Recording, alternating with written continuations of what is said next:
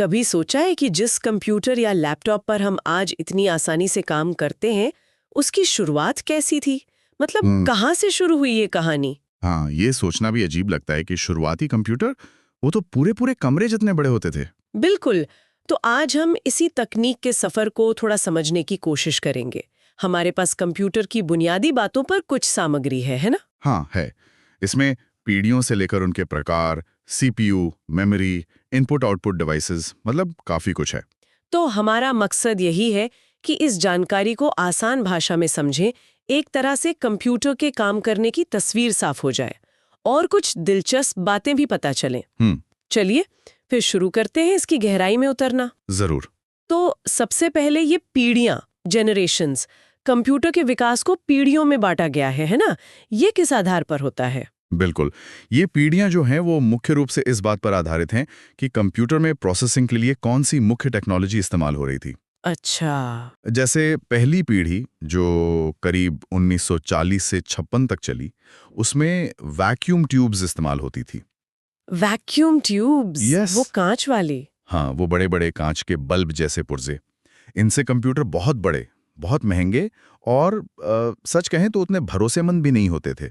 बहुत गर्मी भी पैदा करते थे। ओह। ईएनएक, एडवैक, यूनिवैक जैसे नाम इसी दौर के हैं। ईएनएक पहला डिजिटल कंप्यूटर था और यूनिवैक पहला कमर्शियल या कहें व्यवहारिक डिजिटल कंप्यूटर माना जाता है। बाप रे, हजारों वैक्यूम ट्यूब एक साथ। बिजली और गर्मी का तो अंदाजा ही लगा सकते हैं बस। फिर क्या हुआ? फिर आया बड़ा बदलाव, ट्रांजिस्टर। दूसरी पीढ़ी करीब 1957 से 63 तक, इसमें वैक्यूम ट्यूब की जगह ट्रांजिस्टर ने ले ली। ट्रांजिस्टर तो काफी छोटे होते हैं। बहुत छोटे और कम बिजली खाते थे, ज्यादा भरोसेमंद भी थे। नतीजा ये हुआ कि कंप्यूटर छोटे हो गए, तेज हो गए और थोड़े सस्ते भी। IBM 700, एटलस जैसे कंप्यूटर इसी दौर के उदाहरण हैं। तो यहाँ से कंप्यूटर थोड़े प्रैक्टिकल होने शुरू हुए। हाँ, कह सकते हैं। इसके बाद आई तीसरी पीढ़ी, लगभग 1965 से 71 तक, और इसका हीरो था इंटीग्रेटेड सर्किट यानी आईसी। आईसीज, चिप्स जिन्हें हम कहते हैं। बिल्कुल, एक छोटी सी सिलिकॉन चिप पर हजारों ट्रांजिस्टर्स और दूसरे कंपोनेंट बना दिए गए। ये एक क्रांति थी असल में। हाँ, ये तो बहुत बड़ा कदम था। इसी से कंप्यूटर और छोटे और तेज और सस्ते हो गए। IBM 360 सीरीज इसी पीढ़ी की देन है। इसने बिजनेस में कंप्यूटर का इस्तेमाल काफी बढ़ा दिया। कमाल है, एक चिप पर हजारों ट्रांजिस्टर। और हम आज किस पीढ़ी में हैं? चौथी। हाँ, तकनीकी रूप से हम चौथी पीढ़ी में ही जी रहे हैं, जो 1971 से अब तक चल रही है। इसका आधार है माइक्रो प्रोसेसर। माइक्रो प्रोसेसर, यानी पूरा सीपीयू एक ही चिप पर। बिल्कुल सही। इसी आविष्कार ने पर्सनल कंप्यूटर यानी पीसी को मुमकिन बनाया, जो आज हर घर हर दफ्तर की जरूरत बन गया है। एप्पल के शुरुआती कंप्यूटर्स या IBM पीसी, ये सब इसी दौर की शुरुआत है। तो माइक्रो प्रोसेसर ने ही असल में कंप्यूटर को आम लोगों तक पहुंचाया। हाँ, कह सकते हैं। और ये पांचवी पीढ़ी क्या है? इसका जिक्र भी है। क्या हम उसमें आ गए हैं? पांचवी पीढ़ी हम्म, ये अभी पूरी तरह से परिभाषित नहीं है। हम्म, ये एक तरह से भविष्य का विजन है जिस पर अभी काम चल रहा है। हम्म। इसमें जोर artificial intelligence, AI, parallel processing और शायद क्वांटम कंप्यूटिंग जैसी चीजों पर है। अच्छा। AI तो आजकल बहुत सुन रहे हैं। हाँ, स्रोत बताते हैं कि प्रोलॉग जैसी प्रोग्रामिंग भाषाओं को इस पीढ़ी से जोड़ा जाता है। ऑप्टिकल फाइबर का भी इसमें रोल है। तो ये अभी बन रही है, कह सकते हैं। दिशा है ज्यादा स्मार्ट, ज्यादा तेज कंप्यूटिंग की ओर। सच में हम्म, ये सफर देखना हैरत अंगेज है। कमरे जितने बड़े डिवाइस से लेकर हमारी जेब में समा जाने वाले फोन तक, साइज, कीमत, ताकत सब कुछ बदल गया। बिल्कुल। तो ये तो हुई विकास की कहानी। हम्म, अब अगर आज देखें हम्म, तो कितने अलग अलग तरह के कंप्यूटर मौजूद हैं। हम्म। मतलब सिर्फ लैपटॉप और डेस्कटॉप ही हैं या और भी हैं? नहीं नहीं, कई तरह के हैं। काम करने की क्षमता और आकार के आधार पर इन्हें बांटा जा सकता है। सबसे आम तो है माइक्रो कंप्यूटर। माइक्रो कंप्यूटर यानी हमारे पीसी? हाँ, पर्सनल कंप्यूटर। आपका डेस्कटॉप, लैपटॉप, टैबलेट, यहाँ तक कि स्मार्टफोन भी इसी कैटेगरी में आते हैं। ये हमारे रोजमर्रा के काम, ऑफिस वर्क, मनोरंजन, इन सब के लिए बने हैं। ठीक है, ये तो हम रोज इस्तेमाल करते हैं। इनसे बड़े भी होते हैं? हाँ बिल्कुल। माइक्रो कंप्यूटर से थोड़े बड़े और ज्यादा शक्तिशाली होते हैं मिनी कंप्यूटर। ये अक्सर छोटे बिजनेस या किसी डिपार्टमेंट में सर्वर की तरह काम करते हैं, जहां कई लोग एक साथ जुड़े हों। Mini computer. अच्छा, और इनसे भी बड़े? इनसे बड़े होते हैं मेन फ्रेम कंप्यूटर। ये बहुत शक्तिशाली होते हैं। बड़ी बड़ी कंपनियां, बैंक, सरकारी दफ्तर, जहां बहुत सारा डेटा प्रोसेस करना होता है और सैकड़ों लोग एक साथ एक ही सिस्टम पर काम कर रहे होते हैं, वहां ये इस्तेमाल होते हैं। टाइम शेयरिंग और मल्टीटास्किंग इनकी खासियत है। बाप रे, सैकड़ों लोग एक साथ? और फिर सबसे शक्तिशाली कौन से हैं? सुपर कंप्यूटर, हाँ, सबसे ऊपर आते हैं सुपर कंप्यूटर।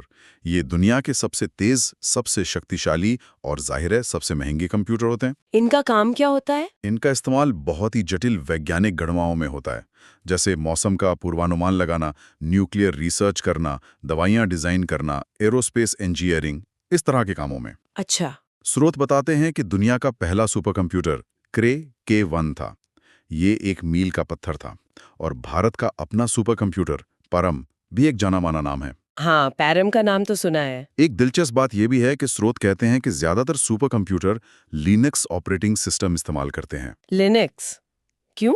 शायद इसकी स्थिरता, फ्लेक्सिबिलिटी और इसे अपनी जरूरत के हिसाब से बदलने की क्षमता के कारण। ये दिलचस्प है। क्रे K1, पैरम और लिनक्स का कनेक्शन।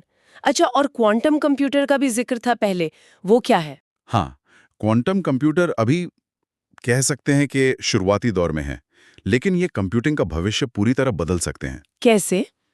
ये पारंपरिक कंप्यूटर की तरह 0 और 1 यानी बिट्स पर काम नहीं करते। ये क्यूबिट्स का इस्तेमाल करते हैं। क्यूबिट्स? हाँ, क्वांटम बिट्स। इनकी खासियत ये है कि ये एक ही समय में 0 और 1 दोनों अवस्थाओं में हो सकते हैं।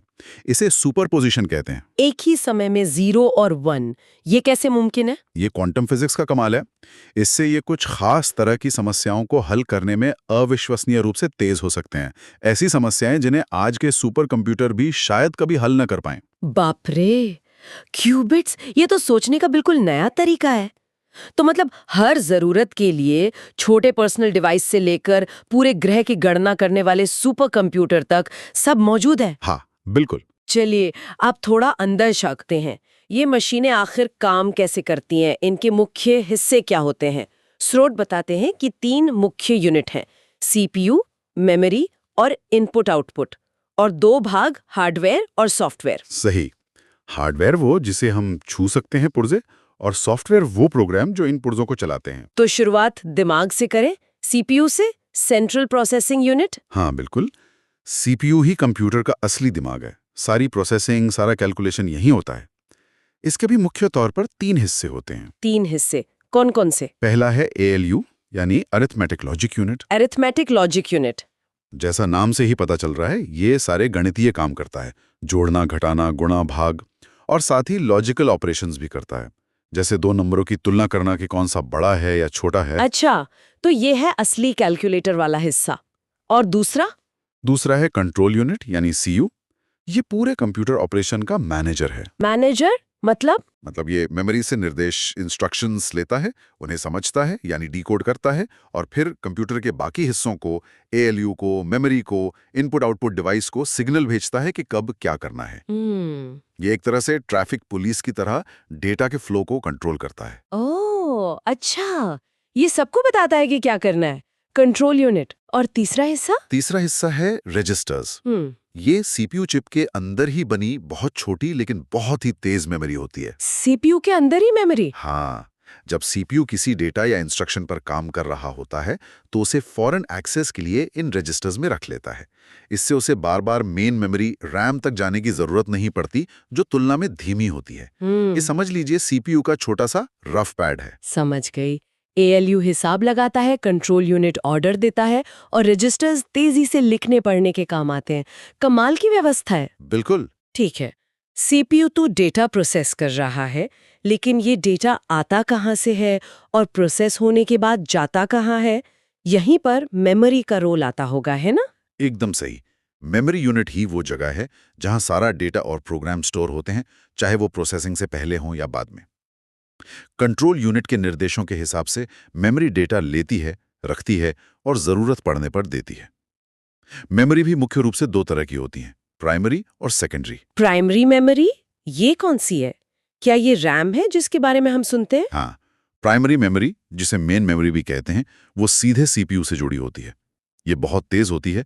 रैम यानी रैंडम एक्सेस मेमोरी इसका सबसे अच्छा उदाहरण है। Random access? हाँ, क्योंकि सीपीयू इसमें कहीं से भी डेटा सीधे एक्सेस कर सकता है, उसे क्रम में जाने की जरूरत नहीं। इसे वर्किंग मेमोरी भी कहते हैं, क्योंकि जब हम कंप्यूटर पर कोई प्रोग्राम चलाते हैं या फाइल खोलते हैं तो वो पहले रैम में लोड होती है। अच्छा, तो जो भी काम चल रहा होता है वो रैम में होता है। हाँ, लेकिन इसकी एक खास बात है, ये अस्थायी होती है, मतलब वॉलेटाइल। वॉलेटाइल मतलब जैसे ही कंप्यूटर बंद हुआ या बिजली गई, रैम में रखा सारा डेटा गायब हो जाता है। इसीलिए हमें अपना काम सेव करना पड़ता है। रैम के भी प्रकार हैं, जैसे स्टैटिक रैम, एस रैम, जो तेज होती है और कैश मेमोरी में इस्तेमाल होती है, और डायनामिक रैम, डी रैम, जो आमतौर पर मेन मेमोरी में इस्तेमाल होती है। यानी ये एक तरह की काम करने वाली मेज है जो काम खत्म होते ही साफ हो जाती है। हाँ, अच्छा, और रोम क्या है? वो भी प्राइमरी मेमोरी है। हाँ, रोम यानी रीड ओनली मेमोरी भी प्राइमरी मेमोरी का हिस्सा है, लेकिन जैसा नाम से पता चलता है, इससे डेटा सिर्फ पढ़ा जा सकता है, सामान्यतः लिखा नहीं जा सकता, और ये स्थायी होती है, नॉन वॉलेटाइल। अच्छा, तो इसमें डेटा डिलीट नहीं होता? नहीं, कंप्यूटर बंद होने पर भी इसमें डेटा बना रहता है। इसमें आमतौर पर वो जरूरी निर्देश होते हैं जो कंप्यूटर को स्टार्ट करने के लिए चाहिए होते हैं, जिन्हें फर्मवेयर या बायोस कहते हैं। ये मैन्युफैक्चरर डाल कर देता है। हालांकि इसके कुछ प्रकार हैं, जैसे प्रॉम, ईप्रॉम, ईईप्रॉम, जिनमें डेटा को मिटाकर फिर से प्रोग्राम किया जा सकता है, पर वो आम यूजर के लिए नहीं होता। ठीक है, तो रैम काम करने के लिए, रोम स्टार्ट करने के लिए। लेकिन हमारा सारा डेटा, डॉक्यूमेंट्स, फोटो, गाने, वो कहाँ सेव होते हैं? कंप्यूटर बंद करने पर वो तो डिलीट नहीं होते। वो सब जाता है सेकेंडरी मेमोरी में। इसे सहायक मेमोरी या एक्सटर्नल मेमोरी भी कहते हैं। Secondary memory? हाँ, ये डेटा को लंबे समय तक स्टोर करने के लिए होती है। ये भी नॉन वॉलेटाइल होती है, यानी स्थायी।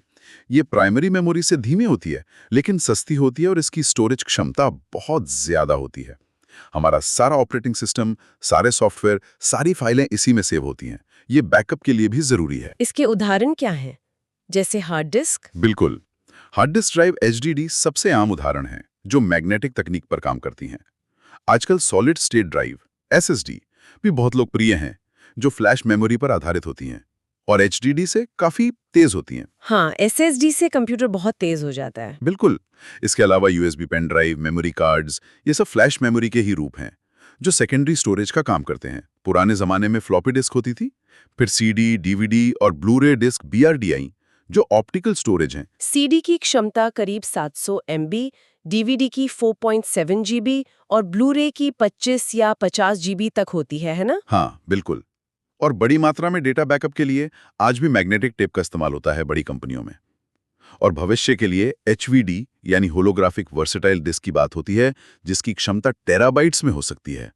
स्रोत में 6 टीबी तक का जिक्र है। 6 टेराबाइट एक डिस्क पर। ये तो कमाल है। स्टोरेज तो सच में बहुत बढ़ गया है। फ्लॉपी डिस्क तो कुछ एमबी की होती थी बस। हाँ, 1.44 MB की। स्रोत में मेमोरी की इकाइयों का पूरा स्केल भी दिया है। बिट, निबल, बाइट, फिर kilobyte, KB, megabyte, MB, gigabyte, GB, terabyte, TB और उसके बाद भी पेटाबाइट, एक्साबाइट, जेटाबाइट, योटाबाइट और जोपाबाइट तक। बाप रे! हाँ, डेटा की दुनिया बहुत विशाल हो गई है। और दो और मेमोरी टाइप जरूरी हैं, कैश मेमोरी और वर्चुअल मेमोरी। कैश मेमोरी ये क्या है? कैश मेमोरी एक बहुत छोटी लेकिन बहुत तेज मेमोरी होती है, जो सीपीयू और मेन मेमोरी रैम के बीच में रहती है। सीपीयू जिन डेटा या इंस्ट्रक्शंस को बार बार इस्तेमाल करता है, उन्हें कैश में रख लिया जाता है। इससे सीपीयू को रैम तक जाने की जरूरत कम पड़ती है और काम तेज हो जाता है। अच्छा, ये स्पीड बढ़ाने के लिए है। और वर्चुअल मेमोरी? वर्चुअल मेमोरी एक तकनीक है, जब आप बहुत सारे प्रोग्राम खोल लेते हैं और रैम कम पड़ जाती है, तो ऑपरेटिंग सिस्टम हार्ड डिस्क के कुछ हिस्से को अस्थायी तौर पर रैम की तरह इस्तेमाल करने लगता है। हार्ड डिस्क को रैम की तरह? हाँ, इससे प्रोग्राम बंद नहीं होते, चलते रहते हैं। हालांकि हार्ड डिस्क रैम से बहुत धीमी होती है, इसलिए कंप्यूटर थोड़ा स्लो हो जाता है, पर काम रुकता नहीं। समझ गई। तो मेमोरी की भी कई परतें हैं। सबसे तेज रजिस्टर, फिर कैश, फिर रैम और फिर सेकेंडरी मेमोरी, और जरूरत पड़ने पर वर्चुअल मेमोरी भी। बिल्कुल। ये जानना वाकई जरूरी था। अच्छा, अब ये बताइए कि हम यानी इंसान इस मशीन से बात कैसे करते हैं? मतलब हमें बताते कैसे हैं कि क्या करना है, और ये हमें नतीजे कैसे दिखाता है? यहाँ इनपुट और आउटपुट डिवाइस का रोल आता है। इन्हें पेरिफेरल डिवाइस भी कहते हैं शायद। हाँ, बिल्कुल। इनपुट डिवाइस के जरिए हम कंप्यूटर में डेटा या कमांड डालते हैं और आउटपुट डिवाइस के जरिए कंप्यूटर हमें प्रोसेसिंग का नतीजा दिखाता है। सबसे आम इनपुट डिवाइस तो कीबोर्ड और माउस ही है ना? हाँ, कीबोर्ड स्टैंडर्ड इनपुट डिवाइस है टाइपिंग के लिए। इसमें अक्षर, नंबर, सिंबल, फंक्शन कीज होती हैं। आमतौर पे 104 कीज होती हैं। माउस एक पॉइंटिंग डिवाइस है, स्क्रीन पर कर्सर घुमाने और क्लिक करने के लिए। आजकल ऑप्टिकल माउस ज्यादा चलते हैं। इनके अलावा और कौन-कौन से तरीके हैं इनपुट देने के? कई हैं, जैसे स्कैनर जो किसी डॉक्यूमेंट या फोटो को स्कैन करके डिजिटल फाइल बना देता है। हाँ, स्कैनर तो बहुत काम आता है। फिर माइक्रोफोन है जिससे आवाज रिकॉर्ड कर सकते हैं। वेबकैम है वीडियो के लिए। टच स्क्रीन तो आजकल फोन, टैबलेट और कुछ लैपटॉप में भी आम है। हाँ, टच स्क्रीन तो बहुत सुविधाजनक है। गेम खेलने के लिए जॉयस्टिक होती है। लैपटॉप में माउस की जगह ट्रैक पैड या टच पैड होता है। और कुछ खास डिवाइस भी हैं, खास डिवाइस जैसे OMR reader, optical mark reader. ये जो एग्जाम में हम गोले भरते हैं ना, उनको पढ़ने के लिए इस्तेमाल होता है। अच्छा, वो मशीन OMR रीडर होती है। हाँ, फिर बैंकों में MICR रीडर इस्तेमाल होता है, मैग्नेटिक इंक कैरेक्टर रीडर। ये चेक के नीचे जो खास स्याही से नंबर लिखे होते हैं उन्हें पढ़ता है। ओ, वो खास नंबर। और दुकानों में बारकोड रीडर होता है जो सामान पर बनी काली सफेद लाइनों को स्कैन करता है। आजकल QR कोड रीडर भी फोन में ही होता है। हाँ, बारकोड और QR कोड तो हर जगह है। तो इनपुट के काफी तरीके हैं और आउटपुट हमें कैसे मिलता है? स्क्रीन पर? हाँ, सबसे पहला और जरूरी आउटपुट डिवाइस है मॉनिटर या स्क्रीन। ये हमें सब कुछ विजुअली दिखाता है। पहले मोटे वाले CRT मॉनिटर होते थे, अब पतले TFT, LCD, LED, OLED panel आते हैं। हाँ, स्क्रीन तो बहुत बदल गई है। और प्रिंटर, वो भी आउटपुट डिवाइस है। बिल्कुल। प्रिंटर हमें डिजिटल जानकारी का हार्ड कॉपी यानी कागज पर प्रिंट आउट देता है। प्रिंटर भी कई तरह के होते हैं। कौन-कौन से? मुख्य रूप से 2 तरह के, इम्पैक्ट और नॉन इम्पैक्ट। इम्पैक्ट प्रिंटर में एक हैमर होता है जो रिबन पर टकराकर अक्षर छापता है। ये आवाज करते हैं, जैसे पुराने डॉट मैट्रिक्स प्रिंटर या लाइन प्रिंटर। हाँ, वो खटर-पटर वाले प्रिंटर्स। बिल्कुल। और नॉन इम्पैक्ट प्रिंटर आवाज नहीं करते हैं। इनमें इंकजेट प्रिंटर आते हैं जो स्याही की बारीक बूंदें स्प्रे करते हैं, और लेजर प्रिंटर आते हैं जो लेजर बीम और टोनर पाउडर का इस्तेमाल करके बहुत अच्छी क्वालिटी और स्पीड से प्रिंट करते हैं।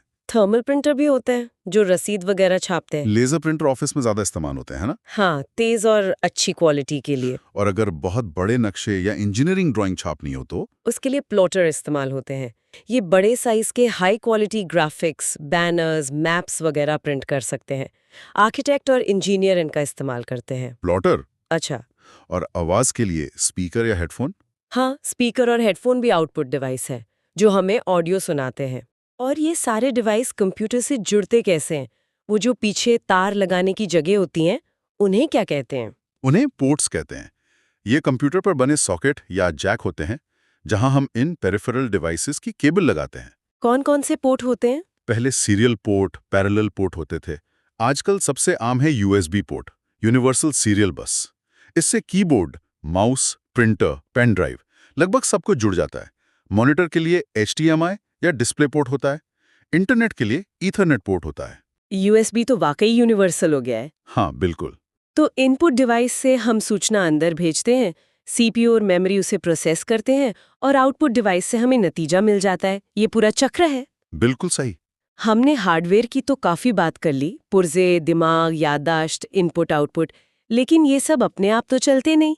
इन्हें चलाता है सॉफ्टवेयर, है ना, जो कि असल में प्रोग्राम्स का एक समूह होता है। एकदम सही कहा।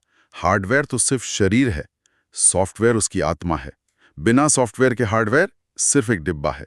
सॉफ्टवेयर ही हार्डवेयर को बताता है कि उसे क्या करना है और कैसे करना है। सबसे जरूरी सॉफ्टवेयर कौन सा होता है? Operating system? हाँ, ऑपरेटिंग सिस्टम OS सबसे बुनियादी और सबसे जरूरी सॉफ्टवेयर है। ये यूजर और कंप्यूटर हार्डवेयर के बीच एक इंटरफेस, एक पुल का काम करता है। ये कंप्यूटर के सारे रिसोर्स, CPU का समय, मेमोरी, डिस्क स्पेस, पेरिफेरल्स सबको मैनेज करता है। और हमें दूसरे प्रोग्राम चलाने की जगह देता है। बिल्कुल। Windows, Mac OS, Linux, Android, iOS ये सब ऑपरेटिंग सिस्टम के ही उदाहरण हैं। याद है हमने सुपर कंप्यूटर की बात की थी? हाँ, कि वो ज्यादातर लिनक्स इस्तेमाल करते हैं। हाँ, तो लिनक्स भी एक बहुत शक्तिशाली और फ्लेक्सिबल ऑपरेटिंग सिस्टम है। ठीक है। OS के अलावा और कौन से सॉफ्टवेयर जरूरी हैं? डेटा को व्यवस्थित तरीके से स्टोर और मैनेज करने के लिए डेटाबेस मैनेजमेंट सिस्टम DBMS होते हैं। स्रोत में MS एक्सेस का जिक्र है, जो एक उदाहरण है।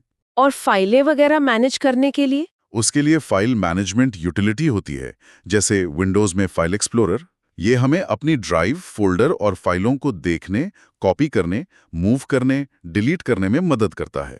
इसके दो हिस्से होते हैं। बाईं तरफ फोल्डर ट्री दिखता है, दाईं तरफ उस फोल्डर का कंटेंट। हाँ, फाइल एक्सप्लोरर तो रोज ही इस्तेमाल होता है।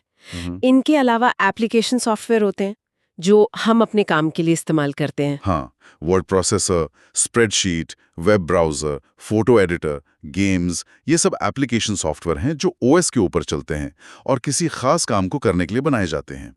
स्रोत में कुछ कीबोर्ड शॉर्टकट्स भी दिए हैं। Ctrl+C copy, Ctrl+V paste, Ctrl+S save, Alt+Tab programme के बीच स्विच करने के लिए। हाँ, ये शॉर्टकट काम को तेज करने में बहुत मदद करते हैं। रोज के इस्तेमाल में ये काफी समय बचा सकते हैं। बिल्कुल। और कुछ तेज तथ्य भी थे स्रोत में, जैसे पहला सुपर कंप्यूटर क्रे K1 था। हाँ, और पहला डिजिटल कंप्यूटर ENIAC, पहला व्यावहारिक डिजिटल कंप्यूटर UNIVAC। और पहली प्रोग्रामिंग भाषा फोर्ट्रैन। ये सब कंप्यूटिंग इतिहास के जरूरी पड़ाव हैं। निश्चित रूप से। तो आज हमने कंप्यूटर की बुनियादी दुनिया की एक तरह से सैर की, उसके विकास की कहानी देखी, वैक्यूम ट्यूब वाले भीमकाय कंप्यूटरों से लेकर आज की नन्ही चिप तक। फिर हमने उसके दिमाग यानी CPU के अंदर झांका, उसकी याददाश्त यानी मेमोरी की अलग-अलग परतों को समझा और ये भी जाना कि हम इनपुट और आउटपुट डिवाइस के जरिए उससे कैसे बातचीत करते हैं। सर, इस पूरी चर्चा से एक बात साफ होती है कि जो तकनीक हमें आज इतनी आसान और सहज लगती है, उसके पीछे दशकों का लंबा सफर, लगातार इनोवेशन और बहुत जटिल इंजीनियरिंग छिपी हुई है। वैक्यूम ट्यूब से ट्रांजिस्टर, फिर IC, फिर माइक्रो प्रोसेसर और अब AI और क्वांटम कंप्यूटिंग की बात हो रही है। ये बदलाव की रफ्तार वाकई हैरान करने वाली है। बिल्कुल। और यहीं पर एक सवाल सोचने पर मजबूर करता है। हमने 5वीं पीढ़ी में AI और क्वांटम कंप्यूटिंग की बात की, जो अभी शायद अपनी शुरुआती अवस्था में है या विकसित हो रहे हैं। सोचने वाली बात यह है कि कंप्यूटिंग की अगली बड़ी क्रांति क्या होगी? क्या कोई ऐसी तकनीक आएगी जो आज की इन एडवांस तकनीकों को भी पुराना कर देगी? या फिर यही AI और क्वांटम कंप्यूटिंग हमारे जीवन को उन तरीकों से बदल देंगे जिसकी हम आज ठीक से कल्पना भी नहीं कर पा रहे हैं? ये एक दिलचस्प सवाल है जिसका जवाब भविष्य ही देगा।